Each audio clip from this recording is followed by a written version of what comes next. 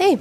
Hey. Happy Father's Day. Thank you. Well, early. It's just around the corner, though. It is. What do you think we're going to eat on Sunday? Mom told me we're going to have Heath bar cake, but that's as far as I know. And steak. Hello and welcome to the Resilient Lineage podcast, where we reflect on the past, anticipate the future, and discover what God is up to today. I'm Olivia. And I'm Milo, and Father's Day is right around the corner, and we have a special guest this week on the podcast, Mr. Jeff Nelligan. Welcome to the podcast, sir. Hey, it's a privilege and a pleasure, Milo. It's just great to be on. As we were talking about earlier, just the name of the podcast is just ideal for what parents and what all adults and most important kids need in this world. Yeah, we're going to get into, because you and I connected from up at the Naval Academy. That's correct, yes. I had preached up there. A friend of mine was a chaplain at the Naval Academy, and they invited me to preach, to which I apologized, because I did not feel like I did well in that sermon. So when I got when I got your email on the other side of that, I was like, well, it must not have been that bad. So thanks for being a source of encouragement to me already out of the gate. That was a blessing. You have written a book, and it's now in its second edition. And the title of that book is How My Three Sons, or Four Lessons from My Three Sons, How We Can Raise Resilient Kids. Congratulations on it becoming the second edition. Thank you. Olivia is going to walk our audience through your bio real quick, and then we've got some questions we're going to dive into with you. So just a little bit about our guest. He's a father of 3 boys and a prominent commentator on American parenting. Again, he's the author of 4 Lessons from My Three Sons, How You Can Raise Resilient Kids. He shares parenting techniques and helped guide his sons to the U.S. Naval Academy, Williams College, and West Point. His first edition featured in major outlets such as USA Today, The Sean Spicer Show, National Public Radio, Parents Magazine, Fatherly, Let Grow, and The Goodman Project, the San Diego Union, and the Baltimore Sun, and way more outlets. His current role is a public affairs executive in Washington, D.C. He formerly worked for 3 members of the U.S. Congress, twice served as a presidential appointee. He's a U.S. Army veteran, and he graduated from a Williams College, Georgetown University Law School, the U.S. Army Air Assault School, and then the French Army Brevet Commando School. So, and now he's on the Resilient Lineage podcast. So Jeff, I don't know if you know it, but now you've officially made it. Because I've scaled the heights. You've scaled the heights. You've looked across the valleys. You've touched the skies that the Maker has created. And now you're with us. Man, this is such an honor to have you here. One of the things so we had the blessing of, we took your book, and there's an app I use called Speechify. And I dumped it into Speechify, and we actually listened to your book as an audio podcast with Olivia and my wife in the car, and we deeply enjoyed it. Yeah. So thank you for helping us chew through 4 hours on the road. I think we were traveling down from DC actually when we listened to it. One of the things I always admire is when people take the time to capture sort of the ethos of what their family is. You've done it in book form, which I can't even imagine the type of gift this is going to be to your sons, and then, their kids and their kids, just sort of that generational impact as to the way of thinking and the ethos that you guys have established as a Nelligan family. But I'd be curious as to why you chose to do this, because the bio we just read, it doesn't intuitively lead me to think that here's this person who's been, in the military, in politics, and then it looks like to me shifts to writing a book on having a resilient family, building resilient kids. Can you kind of walk me through that transition or that process, or what am I missing? Certainly. And maybe I begin it by saying, starting with Ecclesiastes, all is vanity, vanity of vanities. Yeah. It the book, the real genesis for the book came when I had arrived home after dropping my youngest kid, last kid, to leave the home off at West Point. And I drove back and I was sitting out in the backyard looking at the forest and smoking a cigar and with a couple Red Bulls. And I thought, what am I going to do now? And all these years of raising kids, going to games, school events, all the energy and activity that's involved in being a parent just had dissipated because they were all gone. And at that point, one was just about to get out of the Naval Academy. Another kid was overseas. And then, of course, Junior was going through Beast Barracks at West Point. And it was so, the Holy Spirit just said, why don't you write it all down? It literally came to me, and it was out of nowhere. And I thought, that this could be a way to help other parents kind of guide and teach their kids how to get to the places my kids have gotten, and the blessings they've had. And maybe if I make it really short and really funny, people will read it.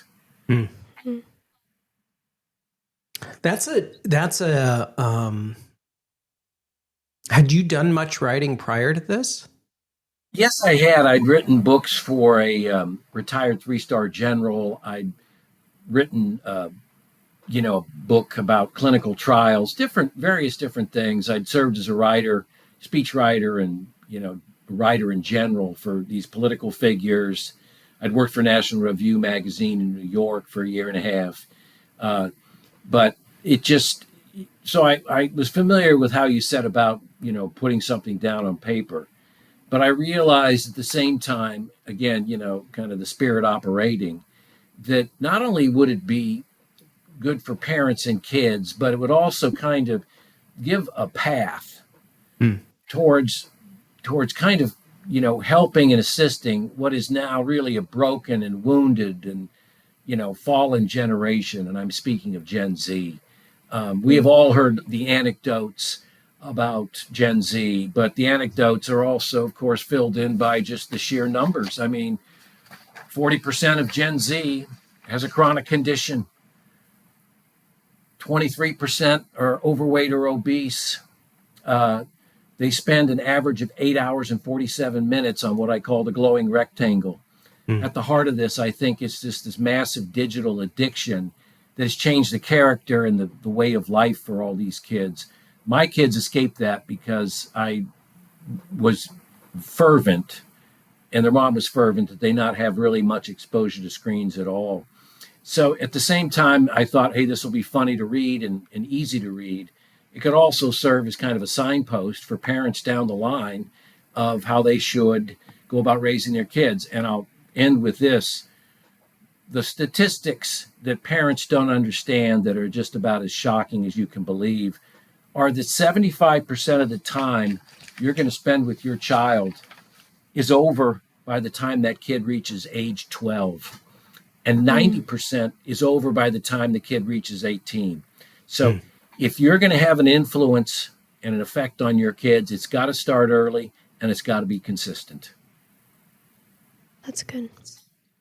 I think it's knowing that you have a writing background brings a lot of light as to how you were able to sort of so clearly capture a lot of very digestible concepts in the book. Because in fact, it reads as a father who's writing about his experience raising sons. It doesn't read as a clinician or or anything like that, which I think is really valuable because I think while it's good to have experts, obviously we want to have experts in our world and subject matter experts who, have done deep research, all those kind of things in that area. So having said that, I also think there's we also kind of need people who are good practitioners as well. That they've done this. They haven't just researched it or know about it or studied about it, but they've, it's occupied the nooks and crannies of their lives and how they've chosen to live. In this case, in their posture towards how do we raise our boys in a manner that will leave us with the least amount of regrets as possible and position them for the most amount of opportunity as possible. So in the book, there's lots of things in the book, but we kind of want to focus our discussion specifically on the 4 pillars that you mentioned. Do you want to walk us through what those pillars are, Olivia? And then we'll have some questions around those. Yeah. So like the overview that he mentioned in the book of these 4 pillars of resilience would be courtesy, confidence, resilience, and ambition. Like for courtesy, like in his book, he starts saying like basic conduct is simple. It requires no talent and no skill whatsoever. It's not difficult to wear modest things and presentable clothing, like to comb your hair and tuck your shirt in and refrain from like obscenities. There's no intellect necessary in looking into someone's eyes when you speak to them. And I feel like such a lost art when it's really not an art at all. Courtesy. So the second one would be confidence, which is self-assurance, flows from the active mind, right? Like building that confidence came down into 3 fundamentals. Always look to the lighter side of life, seek insight into how people behave and situations unfold, and honestly assess the good and the bad and inspirational and the downright awful. Resilience, when those inevitable moments came where each one hit the wall, you wanted to like absorb the distress and find a way forward, but there's no way to shield your kid from discomfort. And you shouldn't. Like, prepare your kid for the path, not your path for the kid. And then lastly, ambition. Like, the world measures you by the deed and the action, not by a feeling or opinion. So the choices that his boys made early on, even at their ages, could influence how their lives would play out. And the boys needed always to seek and reach further. So again, like those 4 pillars: courtesy, confidence, resilience, and ambition. Like in your book, like what inspired you to distill that concept of resiliency into those pillars? Certainly. And I want to go back to one thing or 2 things that Milo said. Number one, we need experts. But, I want a chaplain, for example, standing before me in the Naval Academy, who's actually been around a ton of enlisted guys and officers in tight situations, because that man or that woman can talk about what real life is all about, the heartache and the valor and, the experience with tough activities. And the second thing you brought up was position parents. Exactly. Parents need a strategy, and this book is kind of a way to position them to gain a strategy in raising kids. As far as the 4 pillars, I'm a big believer in structure. Throwing a bunch of platitudes at a kid, or an adult for that matter, is seemingly relatively useless. Precision and concision are essential. And the 4 lessons, the pillars, as you put it, they encapsulate eternal values that we all should live by. And so putting those 4 together was just a simple way of saying these 4 pillars, young sons, will position you, 2 decades after the age of 5, because they will stay with you and they will guide all the attitudes and behaviors that you have. And they'll make you better human beings, better Americans, better officers, or just better individuals in your day-to-day life. Now, so with these, what did you choose not to list? Boy, that's the best. I've never had that question. I guess what would be the opposite of all those, selfishness, self-obsession, bombast and boastfulness, and those types of things. Boy, that's but I guess got my me, question Milo. is, I guess my question is like, I'm sure there was these 4, but was there a list of 8 and you're like, no, I need to get this tighter. Do you know what I Well, mean? yeah, you could say, I mean, you can go like to Second Peter, 1:5. You could say, well, faith and virtue and knowledge, Yeah. self-control, perseverance, godliness, brotherly kindness, and love. But remember, I was talking to 4 and 5-year-old kids, Mm. and I needed examples in the here and now that could really, break all of, let's say all the scriptural virtues down into something very understandable and very apparent in their day-to-day lives, like the day-to-day life of a 5-year-old. Mm. And so, in a day-to-day life of a 5-year-old, maybe self-control and godliness means you greet everybody you say with a handshake and Mr. or Mrs. Mm. And you wear nice clothing and you don't allow your language to get out of, at all, to be Mm-hmm. coarse, and that you're respectful of other people, and that, you're quick to listen and slow to speak. So this way, the 4 virtues there are just kind of a transposition of all the, the biblical virtues you could pile atop one another forever. Sure. It's I used to be an instructor in the Navy over in Damnick, and one of the things that it was a warrior toughness training that the Navy's doing right now, and there was always a chaplain, a psychologist, and a chief that would teach, and the chief would teach on body, and the psychologist would teach on the mind, and the chaplain would teach on the soul. And the 3 of us would kind of work in a way and teach it in a way that these 3 things need to be integrated with one another. And in the portion that I taught, one of the things that we walked the leadership through was how do you identify what your core convictions are, or what are those things that you are absolutely convinced of, that I have to do these things have to be consistent and present in my life. And that's what I'm seeing here with the list that you've provided of courtesy, confidence, resilience, ambition, that you're kind of passing that on to your sons. And now you've obviously made it public for the world to see that, hey, there's some of these things that our culture is no longer giving our kids. Like, I can't assume that this, the school is going to teach my kids ambition. They may teach them, where's the achieve the standard and you'll be good enough, because we just got to get you passed through to the next grade. In some vocational environments might not require, courtesy, because it's just about, creating the widget or, getting to the next sale or whatever means you need to adopt to achieve the objective, accomplish that.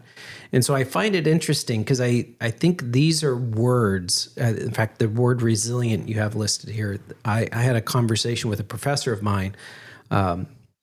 I'm currently attending Duke Divinity School, and I had a conversation with a professor of mine a few months ago where she was frustrated with the word resilient because she felt like institutions were using the word as a means to kind of squeeze more out of their people.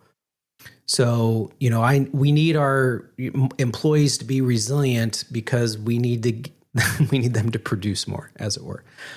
And so I had never heard anybody say that. And so she sent me the information and that she had been reading and listening to. And I went through it and I doubled back with her. And one of the things my observation was, I think her frustration was not in so much the call to people to be resilient, but where that call is coming from.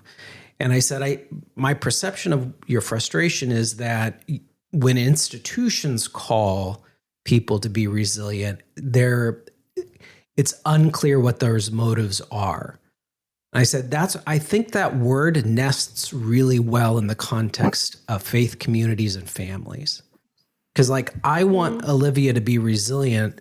I don't get anything out of Olivia being resilient. Right. I want her resilient because I love her and I want her to be the person that God's designed her to be. I want I want to be part of a faith community that they want me to be resilient, or I want them to be resilient, not because we get anything, vocationally, or there's no product that's produced, but because this is what it looks like to sharpen one another in our pursuit of God's best in our life. As you look through these things, what of these do you think, because you're in your second edition of the book now, and I think did you write me that your first edition came out before COVID? Yes, it did.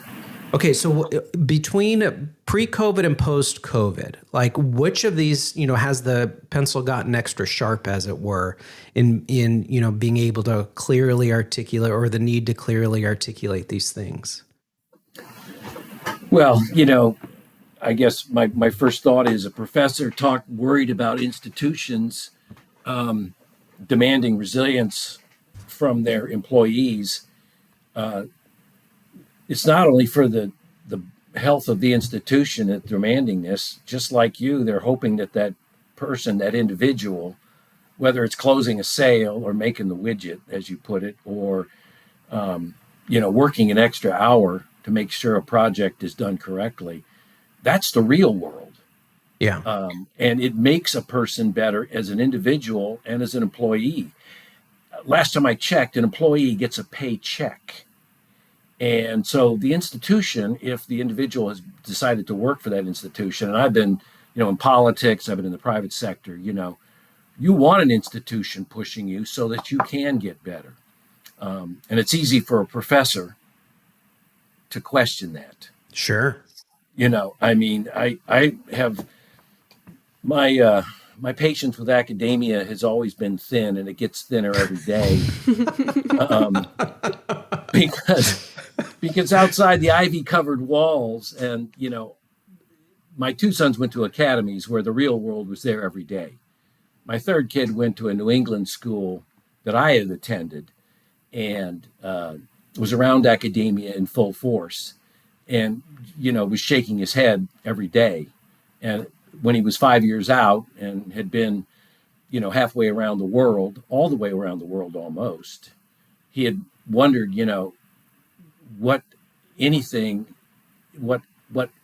who in academia had ever done anything a tenth of that at age 50 versus age 24. Yeah. So but I think resilience is the it's the touchstone upon which all these other qualities are based, because and you're a chaplain, and Olivia, you've seen life. No one gets a free ride. Mm-hmm. We're asked every day or every other day to get over an obstacle or a setback, or to break a new boundary.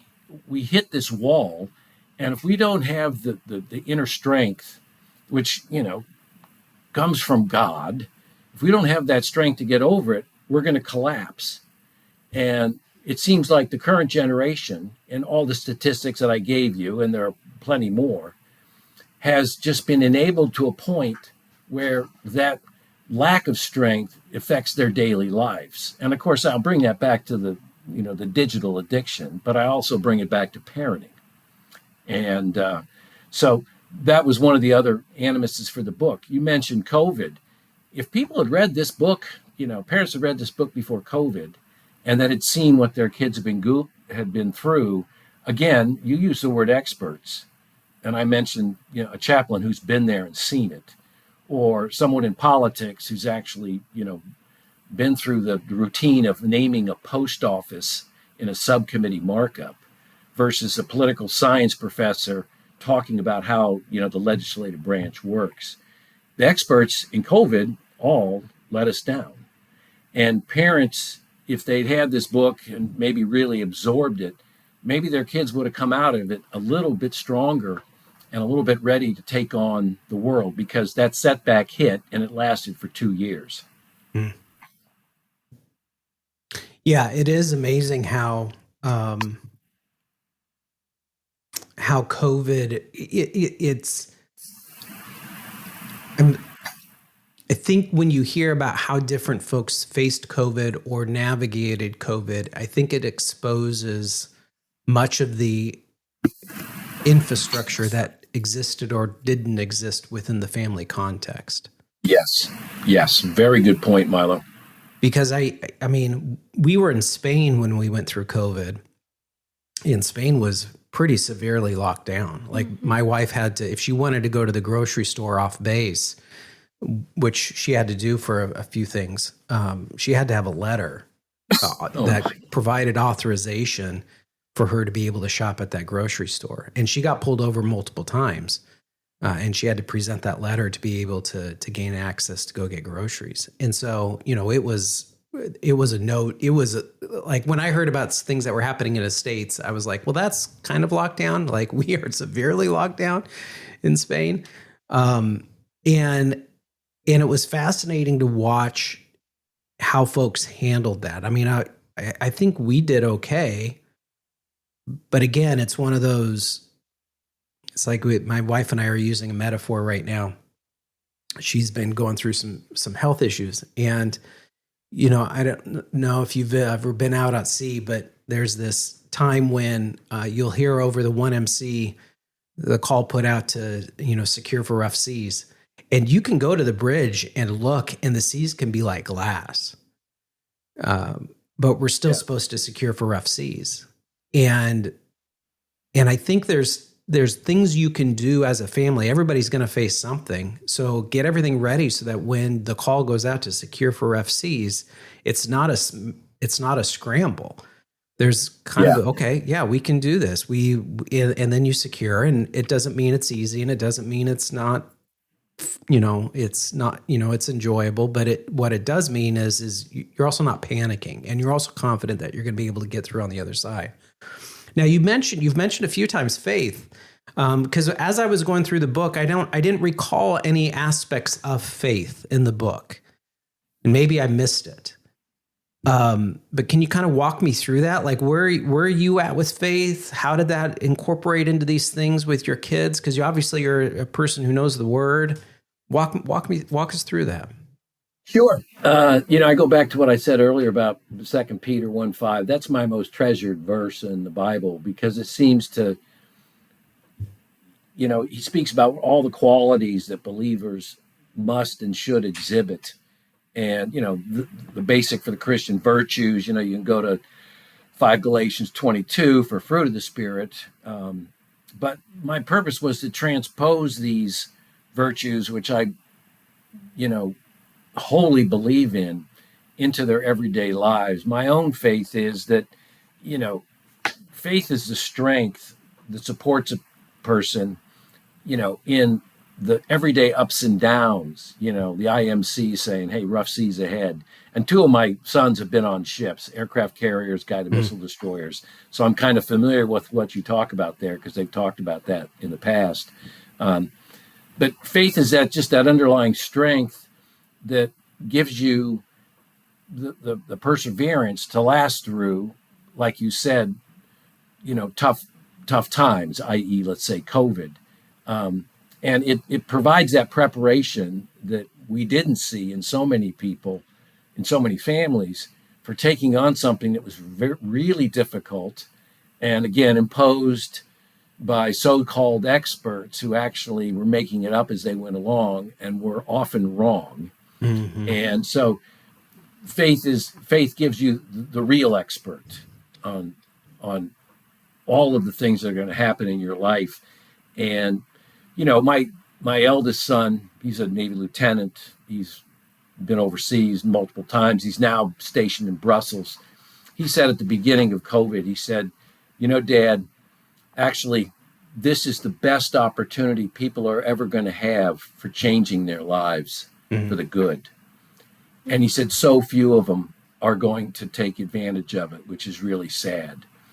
And he was right. He had, you know, 12 enlisted guys underneath him. Some would, you know, you had rotating guys showing up to the office. So instead of just letting that pass, he said, okay, you 12, we're going to read a book a week, and you're going to tell me about a certain chapter in that book, and we're all going to get smarter, because we're going to take advantage of that time that you would have been spent commuting or that you're sitting at home on your fanny, and you're going to learn. And every one of them, that was part of the fit rep, reading these books, and he would just choose, historical titles, that sort of thing. But that's just a small example of what the prepared person, the strong person, the faith-based person is going to do in a situation where everything else is topsy-turvy. Yeah. Yeah, because because you've already sorted out the big things, you can find opportunities for these where the gaps exist for these other opportunities to slide into. Yes, because you're not figuring life out. Well, because life has already been figured out. It's just how do we walk through this terrain? Right. That's good.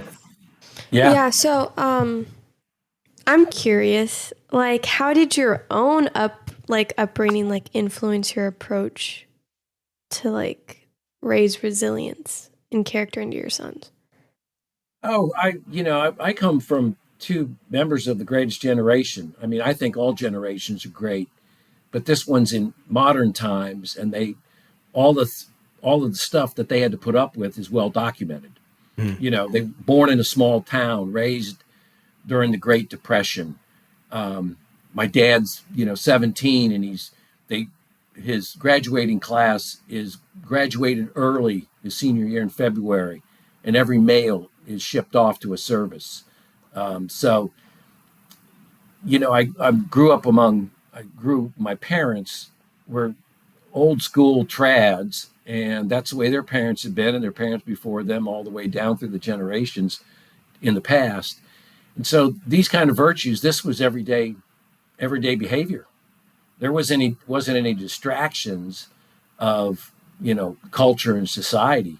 So I was very fortunate that way to have these two loving parents and a nice home, a wonderful neighborhood. When you said old school trads, I don't know what that means.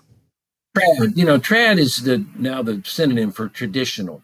Oh, the traditional way of life. And Got it. trad is just kind of a simplification of the term. But, just that nuclear family that really existed, and, the madness of the 60s kind of broke it apart. And then, of course, the 70s and 80s, and it seemed to fall by the wayside. But so I was lucky that way.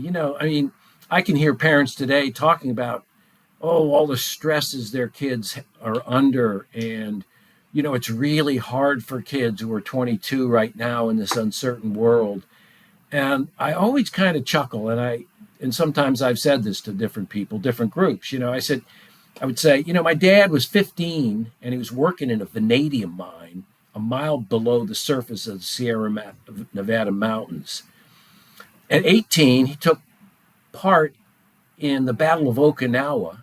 And at 19, he was patrolling the streets of Japan, and finally got out when he was 20, a year after the war had ended, and had to come home and take care of his ailing father, a World War I vet, and then finally made it to L.A. and got the GI Bill and had to hustle, the self-made man. So, and was the oldest graduating member of his class at UCLA.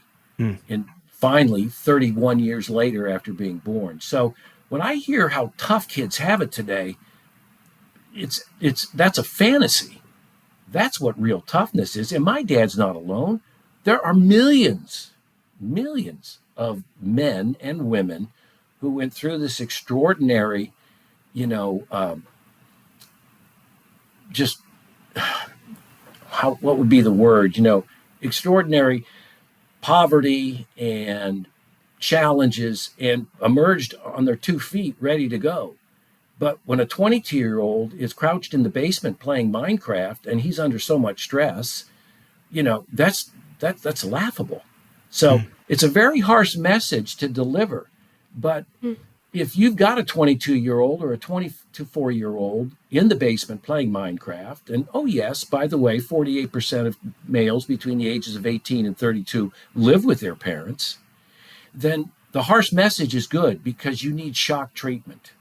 Because what's the end game to a 24-year-old in the basement? Yeah. How does that turn around? Well, it doesn't turn around through, talking and the clinicians that you mentioned earlier and counseling. It requires like a hammer blow to come down on the kid to say, wait a minute, everything's got to change. So it's not a very pleasant message to pass along.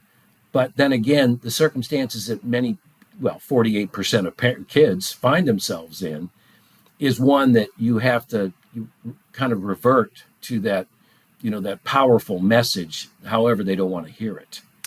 Years ago, I went through an intermediate leadership course that the Navy was offering, and we had to do this.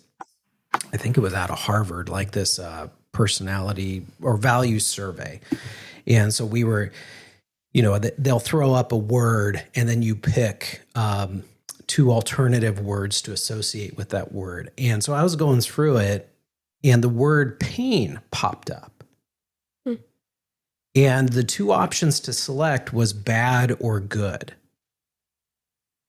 And I clicked good. Wow. And the survey would not let me move forward. It was the wrong answer.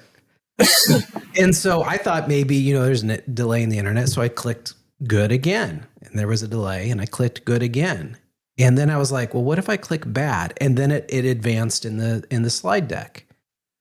So the next day this was one of our homework assignments. The next day when I'm sitting in class, hey, the instructors are asking how it went and what we thought. And I asked the question, I said, hey, when this popped up, pain, I selected good and it wouldn't let me advance. And now what was fascinating was that it was mostly, there was a few line officers. Most of us were staff officers in the room. And I was kind of in the area where there was a lot of medical officers, and I was the only chaplain. And all the medical officers turned and looked at me and said, why would you select good for pain? And I said, because all pain is an indicator that something's not right. Exactly. So if people who don't experience pain, something's not right. Something isn't healthy in their lives. And so that's all pain is it's a communication device to say, hey, something should change. And what I found fascinating was, like, there was one, I think there was an NCO in the room. Is it like a senior chief who spoke up, and he's like, I agree with Japs on this one. But that was it. And it was, what I found fascinating was how people's attitude towards pain is bad. And there's a friend of mine, Mike Tatlock, he has this great line where he says, the absence of pain is not the presence of health. And I think in a lot of ways, Jeff, I hear you saying is, when they're choosing a pain avoidant life, yes, you will end up on the couch in the basement of your parents' house at the age of 32. Mm-hmm. Yes, exactly. And so it's not the dominant, value isn't to avoid pain. The dominant value, I would argue, the dominant value is to discover the purpose that God has for you, regardless of the pain that's going to introduce, regardless of the measure of uncertainty it's going to introduce. Yeah. That's really interesting about your parents, man. That what a gift for them, for you guys to know those stories, and for that to be part of your family, your larger family story, because that definitely shapes. It puts a lot of context around the particularly these four pillars of courtesy, confidence, resilience, ambition. Can I just interject something real quick? Go for it. You're right, Chaplain, about pain, because my son, who's a big athlete, the West Point kid, got a waiver to play pro rugby, so he's played pro rugby, and the massive part of that is conditioning. And he wears this T-shirt, and he's wearing it for years, and the T-shirt says, "Pain is weakness leaving the body." And I've always thought that was such a classic phrase, because it goes back to what you've said. It means if you're in pain, that's good, because you know that something's wrong. And the sooner you can figure out to get out of the pain, the better. And the better it makes you, because guess what? Tomorrow or the next week, there's going to be more pain. Mm-hmm. And you have a muscle memory or a reflex to get out of it, because, and you are not as daunted by it because you've overcome it before. Yeah. You want to ask the next question? Mm-hmm. Yeah. This is really good. We're enjoying this conversation. Yes. Don't die. So like as a parent, like how do you balance being like candid and honest with your kids, but like still fostering trust and connection with them? Olivia, I love this question because I think, in just one sentence, you combine the two. You get that trust because you are candid. If you're an authentic person and you're willing to admit when you're wrong and take the blame, everyone around you is better off because they know you're genuine.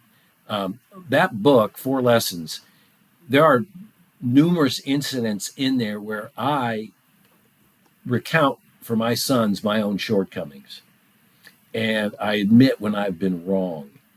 And it's not that hard to admit you're wrong, because then your conscience is lifted, and and to go back to what Padre was saying, what changes you need to make, that pain, so you're alleviating that pain by going back to honesty. In one instance, like I'm trying to, and you guys read it, I'm nagging my kid about running for student body office. And, finally he just shuts me down, and he's right. And I never bring it up again. I get fired from a job, and instead of, kind of dancing around it, I just say, yeah, guys, I got fired, and they're worried about the finances and everything else. And I said, don't worry about it. But when there is a time to worry about it, we can't buy the donuts after, practice on a Sunday afternoon, you guys will be the first to know. But I'm going to rally. I'm going to get back up on my feet, and that's the way it's going to work out. It puts them completely at ease. My favorite, probably my favorite story in the book is, and you guys saw it at the end chapter, and it deals with ambition. I've had a pretty good career. I've been very blessed, even in the down times. But one of the things about DC is that you drive around major league, huge buildings, and even in the suburbs, major, huge buildings, huge complexes. And there's glass and steel and iron and brick, and they're just faceless. And we drive around them all the time, and we'd be looking at them just, because they're just engineering marvels. And one time we were driving around in downtown DC, and I said, hey guys, if you look at that building up there on the 7th floor, there's a guy sitting there at a desk staring at a computer. And he's got a coffee mug like the one you made me in 2nd grade sitting on his desk, and he's got a picture of his family. And, he was a big guy. He was a big dog at Landon School. He was going to be, a pro athlete. He was going to sail around the world. He was going to make a fortune in real estate, and he was going to start all these restaurants, and he was going to do all these great things. But instead, he's sitting at that desk, and he's staring at the computer screen, and he's going, what in the hell am I doing here? And I said, that guy is your dad, and you've got to get farther than I did. And they were in shock. And they, not a word all the way home for half an hour that I'd been that candid with them. But it was the point of, if you're authentic and genuine with your kids, they're going to take that lesson, and they're going to remember that for the rest of their lives. You got to get farther than the old man. And there's no other better way to do it than to point it out in so vivid a demonstration. When you say farther, what do you mean by farther? Farther in happiness, in career goals, in family life, in their own personal satisfaction with what they've done. That good, and you said this earlier, Padre, good is not good enough. Good is never good enough. You always want to be better. And so that's kind of the lesson that they learned, on ambition, that, yeah, what you've achieved is great, but there's always more, because it makes you a better person to always be seeking more. Yeah, which is, that kind of plays into your ambition, what you were just talking about. Do you think there's a place where, how do you make sure that ambition isn't aimed at the wrong things? Because like there's folks I know that are living in a place now that they've achieved significant vocational goals, but and they've lived a very ambitious life, but they feel more hollow now than they've ever felt in their entire life. Yeah, that's a great balance, and that's probably what your professor friend was getting to about the resilience and institutions demanding more and all that. I mean, that's part of the character that makes somebody up. If you've achieved a lot and you're still unsatisfied by other elements of your life, then you know that those are the elements that you've got to focus on. And if the career ambition has reached its apex and it's time to focus on the other things where you're not that good. And it may be the family, it may be your neighborhood, it may be your own character, whatever. But at some point, a guy 60 years old who's still unhappy, he's forced to take a real deep look at himself. And again, if you've got the spirit and kind of a scriptural background, then you know what you have to do. Yeah. It's just another hurdle. It's just another obstacle in your life that you got to get over or around. Yeah, because that's the thing that I see with some of the folks that I, have the privilege of serving in the service is they're, you guys have all your boys have been in service or are in the service, and you come from a military background. I mean, there's some type A drivers in those environments. And I see folks, and this is a concern I have. And so, I'd be curious to know your perspective on this. A concern I have is I see them driving towards hitting these kind of vocational wickets, which is fantastic, but it's coming at the expense of these limited amount of earlier you talked about the limited amount of time we have with our kids. Right. And what I don't want is somebody who ends up in their mid 40s, they're coming up on retirement and they're looking at their family going like, I got to this finish line, but I would have gotten to this finish line no matter what. But there's sort of these opportunity costs on the family front or on my spiritual well-being front that I didn't attend to because I kind of got caught up in the clearly defined metrics and ways of determining success that oftentimes the vocational world offers us. Right. Again, that kind of drills down to the self-obsession of the age, but the self-obsession of all ages, a selfishness, and someone who's pursuing those, like you say, the wickets, the advance, the career advance, the advance in grade. At some point, their spiritual life is out of whack because they've obviously focused too much on a career and not enough about this family that they've been raising. And, that's the person, if you're waking up at 45 and you got 20 years under your belt and you're an 05, that's great. But what were you thinking when you were 35 and you had 3 little kids around? Mm-hmm. That's your blind spot. That's your selfishness, so to speak. And picking up the pieces at 45, why didn't you learn that earlier? And that just shows, I'm not perfect. I mean, sometimes I've been in that bind, but I also had it's all about the mechanics of life. You're given 24 hours in a day, anybody knows that you use the hours as you can. One of the things I did is I would get up really early in the morning to do work. And then late at night, I would do work so that I could drive from D.C. to some crazy game 30 miles away and watch my kid. And sometimes my kid sat on the bench, so he didn't even get on the field. And then drive back to work and continue and then go home.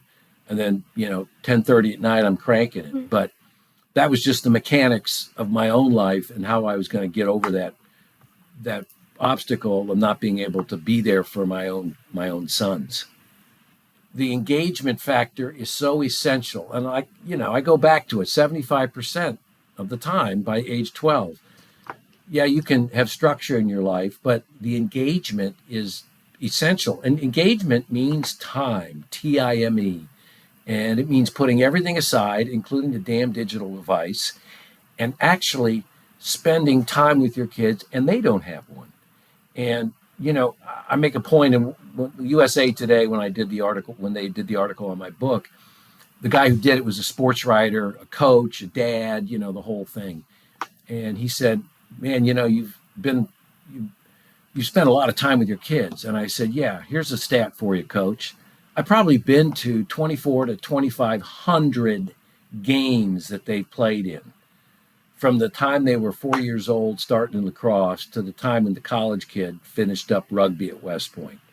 Now, 2,500 games, and that's probably a low number. And I added it up because I know all the years and all the things they did. Mm-hmm.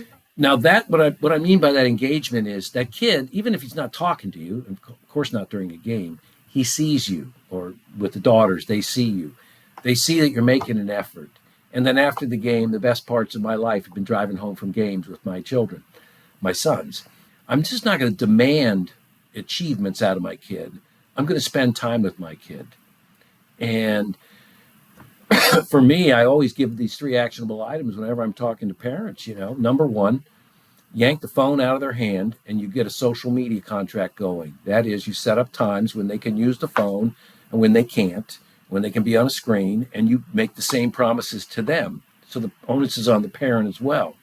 And then you say at 7:30 every night, I'm turning the router off in the house. So you're getting nothing. Second thing is every evening, I would walk around the neighborhood with my kids, maybe 2, maybe 3, maybe 1, for half an hour. After dinner, I'd say time, and we'd go out and we just walk. I'd say, what's on your mind? What's going on? What's hot? What's not? And the third thing is what we did is from a young age, we read together. And when they couldn't read books, I would read to them. When they could, we would sit next to each other on a couch in the living room and we'd read. And it was half an hour, almost every night. And nothing, no distraction, just silence. They'd read their book, I'd read mine. At the end of it, okay, man, time for the rack. The last thing that I always would do, and I still do it, my kids are 29 and 28, the eldest. We still do this. Every Saturday, I'd take one of them or 2 of them to the most peaceful place on the planet, a high school gym, a high school field in the bleachers, Saturday morning at 8 with some bagels. And I'd say, okay, let's talk. What would happen this week? What was good? What was bad? Now, and then I'm going to tell you about my week. This is what I did, and this is where I succeeded and failed. And we'd sit there for half an hour, 45 minutes, and we go home. That kind of time with a kid, one-on-one, priceless. And what I like about that is you're doing it with your adult kids. Like this isn't something that is good for when they're 8 years, 5 to 12 years old, and life is relatively simple and things. It is a. There's a friend of mine, Bruce Crowderfield, who's a chaplain, or retired chaplain now, retired naval officer, and he's a phenomenal guy. And he was a mentor of mine early on when I joined, and he said, when a chaplain walks into a building or into a command or into a circle of Marines or into a gaggle of sailors, you are the bearer of the presence of God. Yes. And there's something, and in some regards, what I'm hearing you say is something similar, that when a parent is present for their kids' activity, when they are at their priority, when they are at the event where their child carries responsibilities, they are the bearer of that family's qualities, as it were. Yes. And there's something about that presence. Because if you miss the game, even if your kid doesn't play, if you miss the game, you don't have anything to talk about on the drive home because you didn't witness the game either. Right. You can't talk about the good plays. You can't talk about the missed plays. You can't talk about, well, what would you have done if you would have been on the field? Yeah. There's kind of those mentoring, coaching, parenting opportunities don't present themselves because the investment of being present wasn't afforded. Right. I think, this idea of being candid, and it kind of leads into the last question that we had for our time with one another, which is, families that feel disconnected with one another. And I'm hearing you say is, in some regards, it's, well, one, the devices are probably relatively easy to identify as a big wedge as to what may Yeah. be causing discontent, being disconnected with one another. And then I'm hearing you say, it's one thing to identify what's disconnecting us, but then what are we going to do to connect us? And I'm hearing you say, take a walk, go grab a bag of bagels and find a set of bleachers and, have undivided focus and attention with intentional, in an intentional conversation with one another. What, in light of all of that, what is something, kind of some action steps like this week that parents could take, maybe some baby steps in orienting themselves first, because I could see a parent come in and like, everybody's putting down their devices and nobody's going to, and by everybody, I mean you, right? Dad doesn't have to do this, but you're going to do this. Like, I personally think I'm the benefit of two. My parents have been a tremendous blessing. And one of the things that I didn't realize they were giving me, because it was my normal, was a deeply authentic faith. They lived deeply authentic lives. That who my mom and dad were in the neighborhood is who they were at church. It's who they were at the grocery store. My dad owned his own small business, and so I would see him at his place of employment, and who he was there was the same guy that I saw at home. And so I saw this this consistency throughout their lives that sort of defined for me, this is what it means to be a Curtis. This is how, when a Curtis walks into the room, this is what people should expect.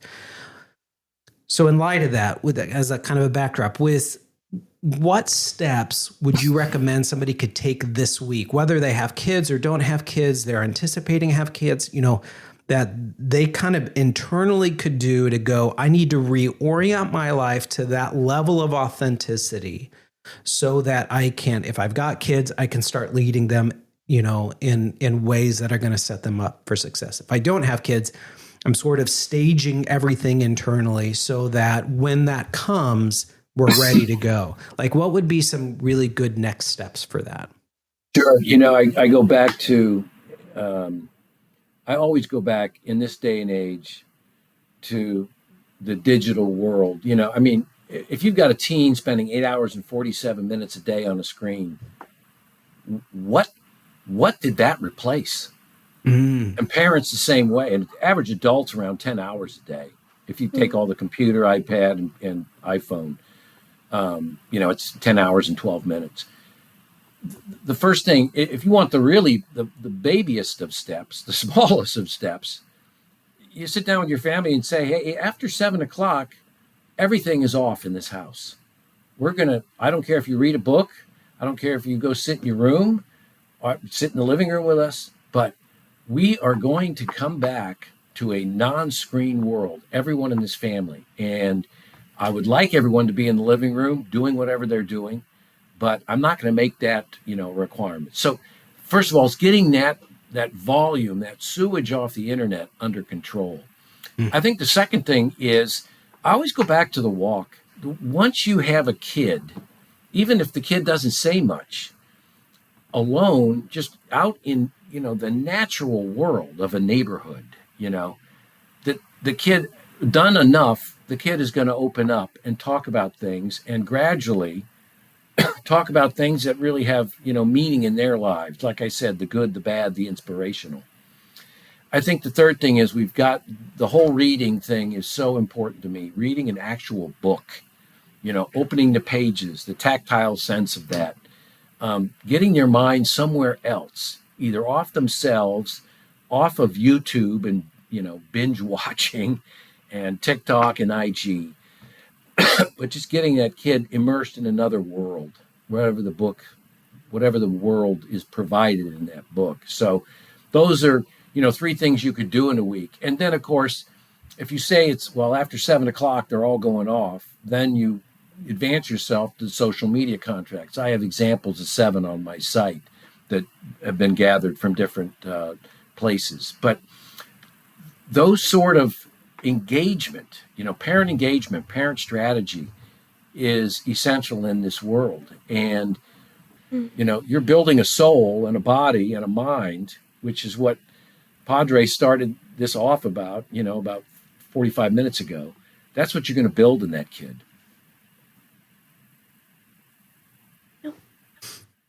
Thank you very much. You bet. This has been an honor to have you on the podcast. We really appreciate this. It's been a privilege to sit down with the chaplain and Olivia, at some point when you have a family and you do all these things. I mean, again, some of the stuff I've said is rather harsh, but for goodness sakes, it's got to be harsh. It's got to be the hammer, because you as the days go on, the days and weeks and months and years ahead, they turn into, cement of behavior and attitudes. And once you get that cement, then you need a jackhammer. And most people are not going to put a jackhammer to that. And they're going to be disappointed. You're only as happy, and you know this, Padre, you're only as happy as your unhappiest kid.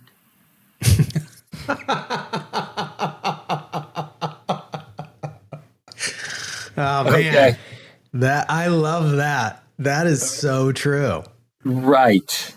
You're only as happy as your unhappiest kid. So guess what your job is as a parent?